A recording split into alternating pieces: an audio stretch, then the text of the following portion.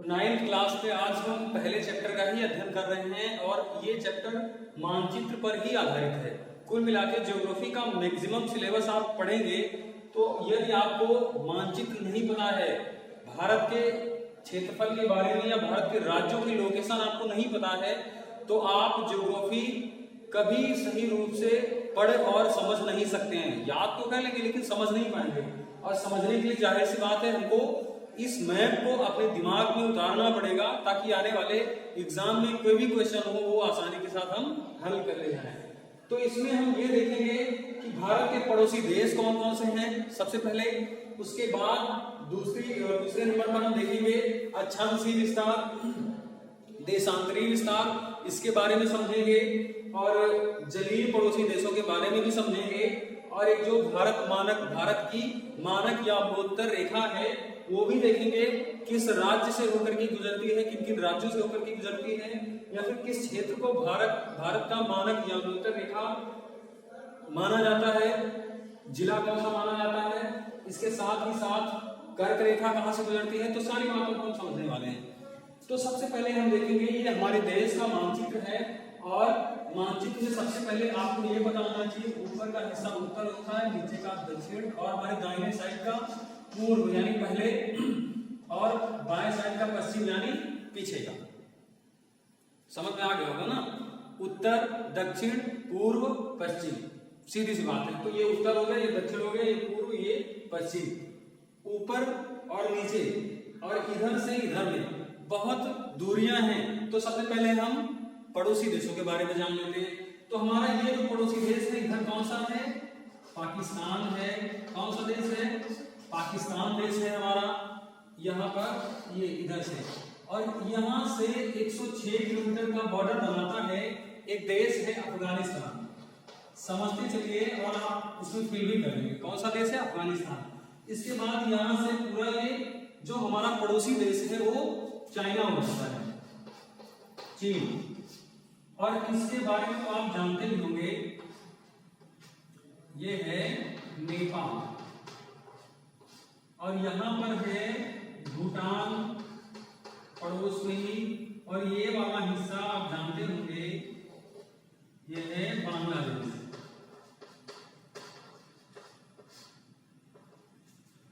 उधर म्यांमार है। इतने पड़ोसी देश हो गए। इसके बाद दो जलीय पड़ोसी भी देश भी हैं। अगर और हम नीचे की बात करें तो मालदीव है यहाँ पर, और ये श्रीलंका है। तो कितने पड़ोसी देश हो गए हमारे, एक नंबर पे पाकिस्तान, दूसरे पर अफगानिस्तान, तीसरे पर नेपाल, चौथे पर चीन, भूटान है, और पांचवें पर चीन है, छठवें पर बांग्लादेश है, इधर ये म्यांमार है।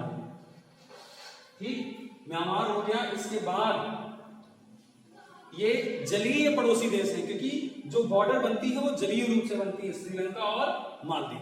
ये तो हमारे पड़ोसी देश हो गए। अब हम देखते हैं अक्षांश रेखा कितनी है, कौन कौन सी है।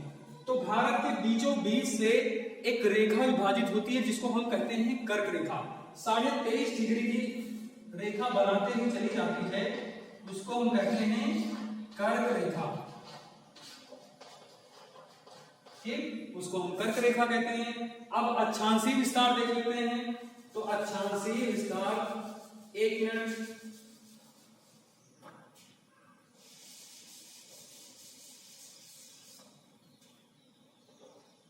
पहले हम पश्चिमी और पूर्वी लंबाई माप लेते हैं, उसकी लंबाई पता कर लेते हैं कितनी है। यहां से यहां तक की यदि हम लंबाई की बात करें, यानी पूर्वी हिस्से से लेकर के पश्चिमी हिस्से तक भारत की लंबाई कितनी है, ये कितनी है, 2933। कितनी है, 2933 है। और यदि हम बात करें उत्तरी हिस्से से दक्षिणी हिस्से तक कितनी है, यहां से यहां तक की लंबाई कितनी है, 3214 किलोमीटर।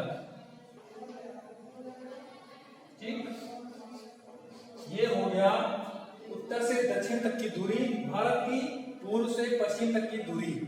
और अक्षांशीय विस्तार आप जानते हैं, यहां से मैंने बताया था ऐसे ऐसे करके अक्षांशीय रेखाएं गुजरती हैं, यहां से ऐसे ऐसे अक्षांशीय रेखाएं गुजरती हैं। तो यहाँ का जो अक्षांशीय रेखा थी ये कितनी थी?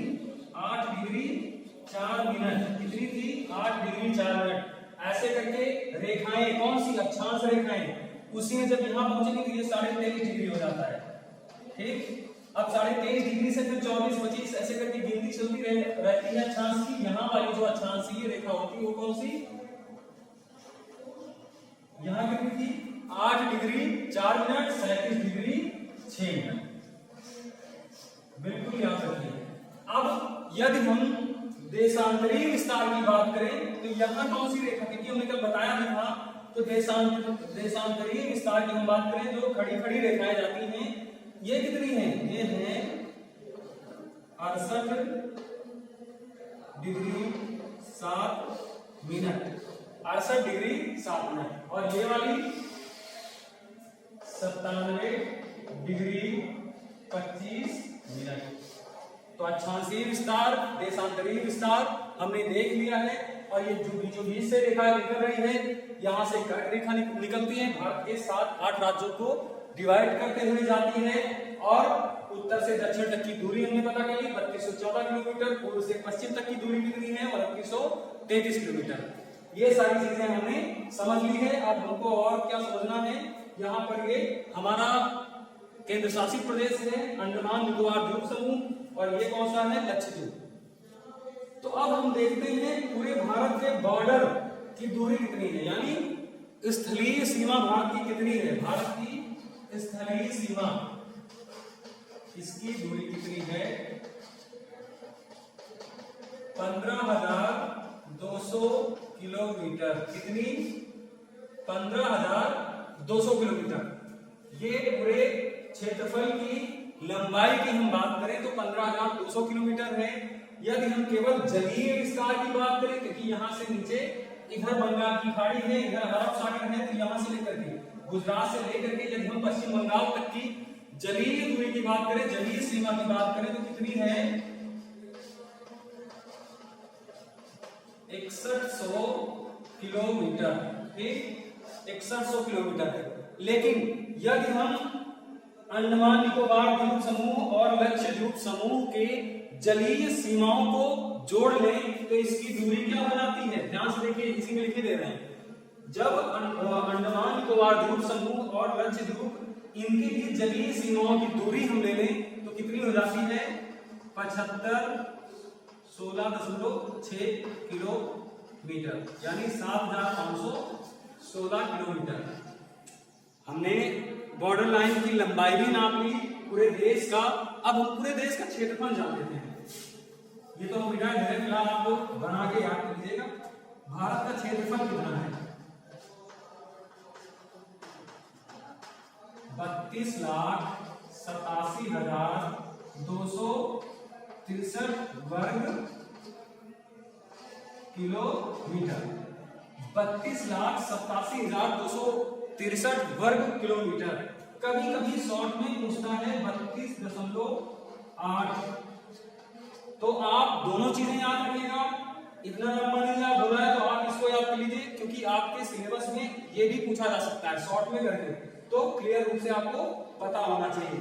इन चीजों के बारे में हम यदि क्षेत्रफल की बात करें तो पूरी भौगोलिक यानी ग्लोब की यदि हम भौगोलिक क्षेत्रफल की बात करें तो भारत का हिस्सा कितना है? 2.4%। यानी पूरे विश्व के धरातलीय विस्तार को अगर हम 100% मान लें तो भारत के पास जमीन का कितना हिस्सा है? 2.4%। बाकी हिस्सा विश्व के अन्य देशों के पास है। तो कुल मिला के भारत देश से संबंधित बहुत सारे पॉइंट जो हमारे सिलेबस में आने हैं वो हम लोगों ने देख लिया और पढ़ भी लिया। कोशिश आप ये करना, इसको पूरी तरह से भर लेना। जो मैंने बनाया हुआ है पूरे मानचित्र में आप लाइनिंग करके उसको याद भी कर लेना।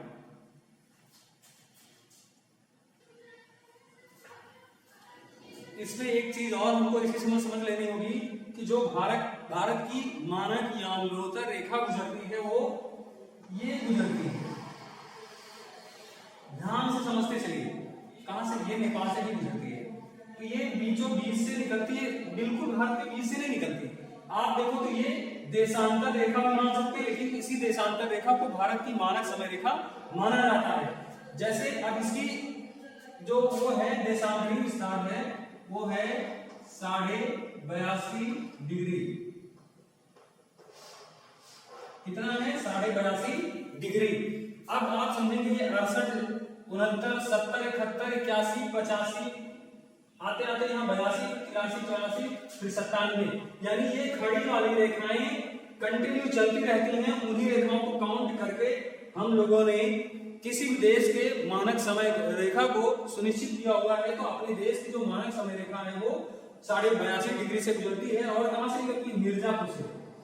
यहाँ पर उत्तर प्रदेश का एक जिला है मिर्जापुर, उस मिर्जापुर से ये मानक समय रेखा गुजरती है। वैसे तो कई राज्यों से गुजरती है, लेकिन जो मुख्य क्षेत्र है जहां से पूरे देश की समय रेखा को हम मापते हैं वो मिर्जापुर है।